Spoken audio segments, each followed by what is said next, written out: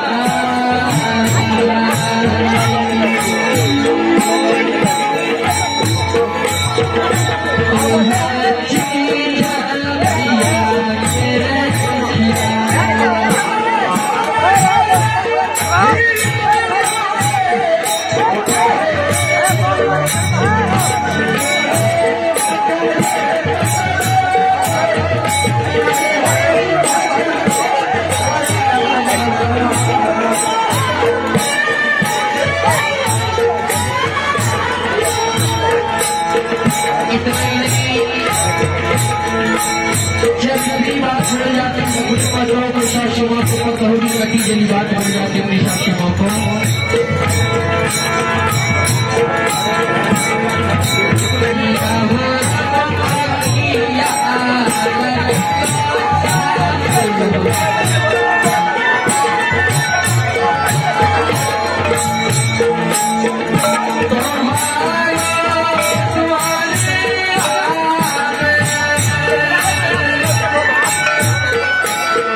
कोई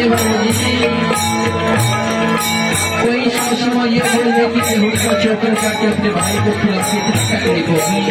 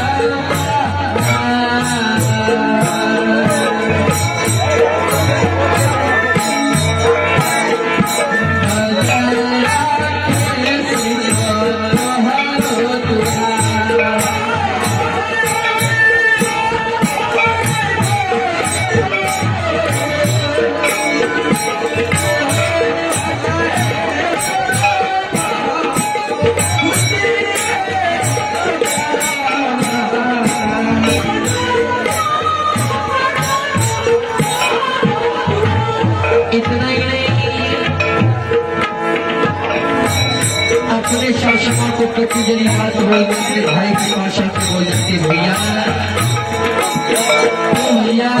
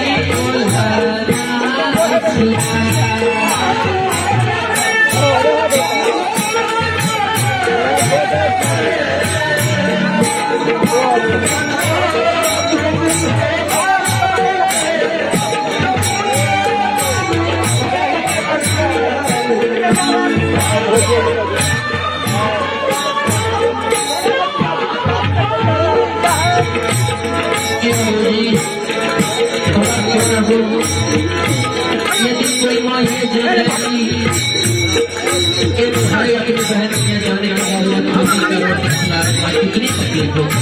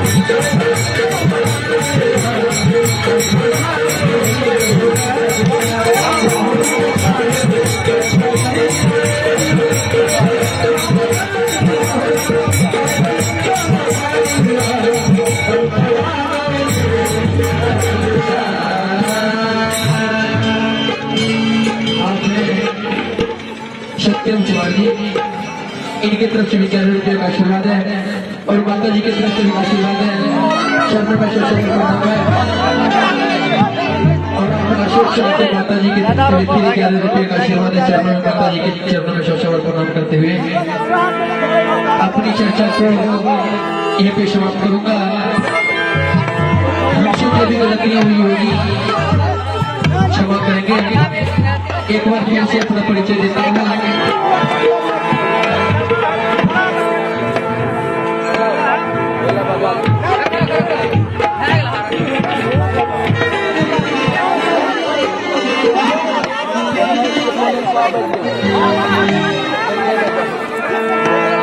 मेरा नाम दिनकर कुमार विद्यार्थी। कहीं भी दुनिया के फेसबुक हो चाहे यूट्यूब हो मिल जाएंगे। पिताजी का नाम स्वर्गीय महेश कुमार विद्यार्थी। मोबाइल नंबर 82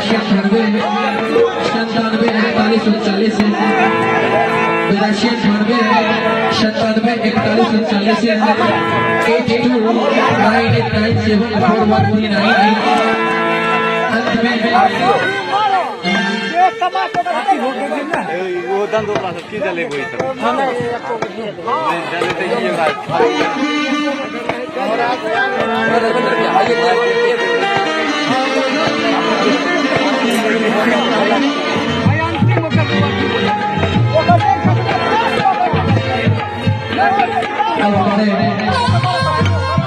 अरे भैया आरती से सेवा देंगे।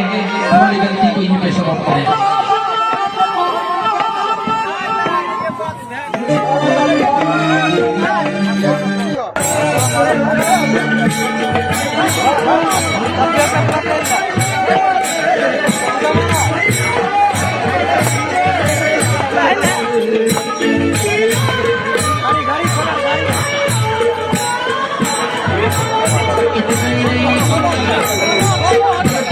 के बाद एक धर्म की बड़ी शामिल कोई व्यक्ति यहाँ पहुँचते से जाकर आगे स्थिति वहाँ